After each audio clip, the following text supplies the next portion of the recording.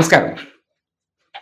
കൊടും ചൂടിൽ ജനം ബുദ്ധിമുട്ടുന്ന സമയത്തും അവരിടയിൽ നിന്ന് അവർക്കൊരു താങ്ങും തണലായി നിൽക്കാൻ ആരുണ്ടെന്ന് ചോദിച്ചാൽ അവിടെയും ഡിവൈഎഫ്ഐ എന്ന വാക്കേ ഉള്ളൂ.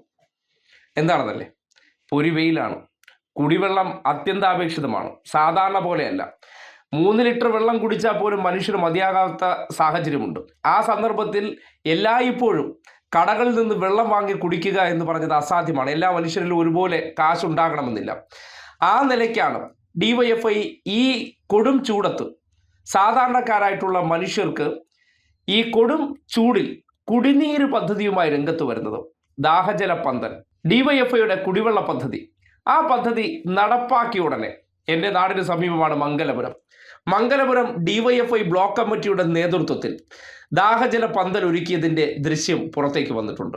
ദേ നോക്കിയേ, ഡിവൈഎഫ്ഐ ബ്ലോക്ക് കമ്മിറ്റി സെക്രട്ടറി ആസിഫിൻ്റെ നേതൃത്വത്തിലുള്ളവർ 2 ദാഹജല പന്തൽ മംഗലപുരം എന്ന പ്രധാന ജംഗ്ഷനിലും തൊട്ടടുത്ത് വരിക്കുമുക്ക് എന്ന പ്രദേശത്തും ദാഹജല പോയിന്റുകൾ, അതായത് കുടിവെള്ളം എത്തിച്ചിരിക്കുകയാണ്.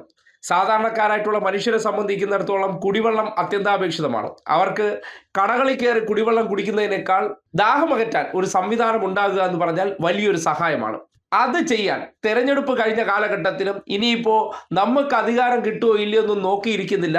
ജനങ്ങൾ ദുരിതം അനുഭവിക്കുകയോ ബുദ്ധിമുട്ട് അനുഭവിക്കുകയോ ചെയ്യുന്ന സാഹചര്യത്തിൽ അവർക്ക് സഹായമായി ചെല്ലുക എന്നുള്ളതാണ് ചെറുപ്പങ്ങളുടെ ലക്ഷ്യം. അതിനിപ്പോഴും ഒറ്റ പേര് മാത്രമേ ഉള്ളൂ എന്നതിൻ്റെ തെളിവാണ്. ഇങ്ങനെ സംസ്ഥാനത്തുടനീളം ദാഹജലം അകറ്റാനുള്ള സ്നേഹക്കുടിനീർ എന്നാണ് എനിക്ക് തോന്നുന്നു ആ പേര്, അത് ആരംഭിക്കാൻ ഡിവൈഎഫ്ഐ സംസ്ഥാന കമ്മിറ്റി തന്നെ നിർദ്ദേശം കൊടുത്തിരിക്കുകയാണ്. ആ നിർദ്ദേശം വരുന്നതിന് 2 ദിവസം മുന്നേ തന്നെ ആ പദ്ധതി നടപ്പാക്കിക്കൊണ്ട് കൂടുതൽ ക്രിയാത്മകമായി ഇടപെടുന്ന ചെറുപ്പങ്ങളാണെന്ന് നമ്മുടെ നാട്ടിലെ അല്ലെങ്കിൽ മംഗലാപുരം പ്രദേശത്തുള്ളവർ തെളിയിച്ചിരിക്കുകയാണ്. എന്തായാലും ഡിവൈഎഫ്ഐയുടെ പ്രവർത്തനം ശ്ലാഘനീയമാണ്. ഓരോ സന്ദർഭത്തിൽ മനുഷ്യർക്ക് ബുദ്ധിമുട്ട് നേരിടുന്ന സന്ദർഭത്തിൽ അത് എന്ത് സഹായമാണോ അടിയന്തരമായി ലഭ്യമാക്കേണ്ടത് അത് ഉടനടി തയ്യാറാക്കുക എന്ന് പറയുന്നത് ഒരുതരം കാഴ്ചപ്പാടാണ്. മനുഷ്യരുടെ പ്രതിസന്ധികൾ മനസ്സിലാക്കാൻ പറ്റുന്നതിൻ്റെ ഒരു കഴിവ് കൂടിയാണ്. ഇത് തെരഞ്ഞെടുപ്പിന്റെ റിസൾട്ടിനെ ബന്ധപ്പെട്ട് നിൽക്കുന്ന കാര്യമല്ലല്ലോ.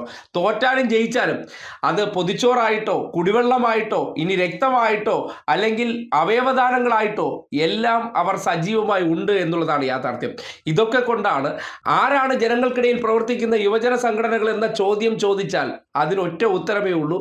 ഒന്ന് വയനാട് 20 കോടി രൂപ കളക്ട് ചെയ്ത് കൊടുത്ത ഡിവൈഎഫ്ഐ 30 വീട് കൊടുക്കാമെന്ന് പ്രഖ്യാപിച്ചവരും അല്ലെങ്കിൽ ഒന്നും കൊടുക്കാതെ മിണ്ടാതിരിക്കുന്നവരൊക്കെയാണ് നമ്മുടെ നാട്ടിലെ യുവജന സംഘടനകൾ എന്നുള്ള റിയാലിറ്റി നാട്ടുകാർക്ക് കണ്ടും കേട്ടും വിലയിരുത്താനുമുള്ള ഒരു അവസരം കൂടിയാണ് ഈ കൊടുംചൂടത്ത് കുടിവെള്ള പോയിന്റുമായി ഡിവൈഎഫ്ഐ തന്നെ നേരിട്ട് ജനങ്ങൾക്കിടയിൽ വരുന്നു എന്ന കാര്യം.